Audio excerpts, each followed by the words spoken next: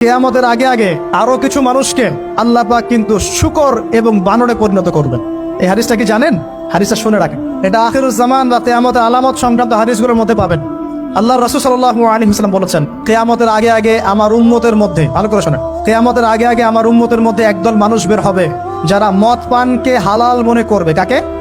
মদ পান করাকে হালাল মনে করবে। যারা বাদ্যযন্ত্র, গায়িকা, নায়িকা এগুলো নিয়ে নর্তকী নাচাবে রাতের বেলা, এগুলোকে হালাল মনে করবে।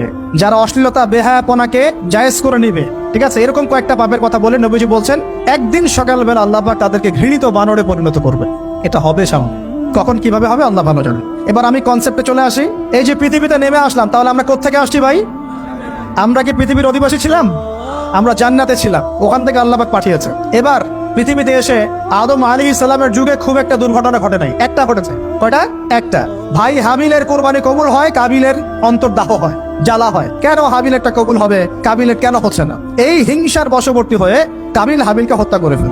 হত্যা করে লাশটা দাফন করার পদ্ধতিও তার জানা ছিল না। আল্লাহ কাককে পাঠালেন, কাককে দেখে সে শিখলো। প্রথম দুর্ঘটনা হচ্ছে হাবিল কাবিলের দুর্ঘটনা। বলে রাখি, আজকেও নিজের ভাইয়ের বেশে বহু কাবিল মুসলিম সমাজের মধ্যে ঘুরে বেড়ায়।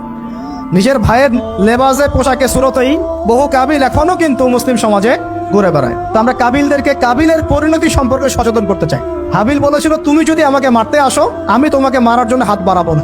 হাবিল জান্নাতে যাবে আর কাবিল জাহান্নামে যাবে। কেন কাবিল জাহান্নামে যাবে? নবীজি বলেছেন, পৃথিবীর প্রথম হত্যাকাণ্ড সংগঠিত করেছে কাবিল। এই কারণে পৃথিবীতে যত খুন হবে, সমস্ত খুনের পাপের একটা অংশ কাবিলের আমলনামায় যোগ করা হবে। বলে নাউজুবিল্লাহ। একটা কথা মনে রাখবেন, সদকায়ে জারিয়া যেমন আছে, গুনাহে জারিয়াও আছে। একটা মদের দোকান দিয়েছেন, যত মানুষ মদ খাচ্ছে, সমস্ত গোনার একটা অংশ আপনার কাঁধে আসছে। সিনেমা হল করেছেন, মানুষ সারাদিন নেকটা ছবি দেখে, নগ্ন ছবি দেখে, যত মানুষ এখানে পাপ করবে, সমস্ত পাপের একটা অংশ আপনার কাঁধে যাও।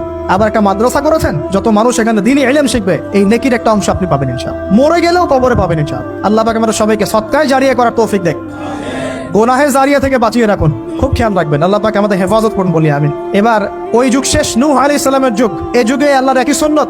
নূহ আলাইহিস সালাম 950 বছর দাওয়াত দিলেন, 40টা বা 80টা পরিবার ইসলাম কবুল করেছে, বাকিরা করে নাই। যারা করে নাই আল্লাহ পাক তাদেরকে ডুবিয়ে মারলেন, যারা করেছে আল্লাহ পাক উদ্ধার করলেন। সোজা কথা।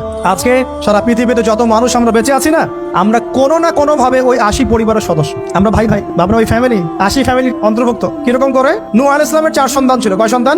এক সন্তানের নাম হচ্ছে হাম। কি নাম? হাম। হাম ছিল একটু কালো বর্ণের। হামকে দিয়ে আফ্রিকার কন্টিনেন্টে যত মানুষ দেখছেন ব্ল্যাক স্কিনের, কালো স্কিন, এরা সবাই হামের বংশধর। মজা না বিষয়টা? মানুষের অস্তিত্ব পৃথিবীতে, ইতিহাস, এগুলো খুব ইন্টারেস্টিং টপিক।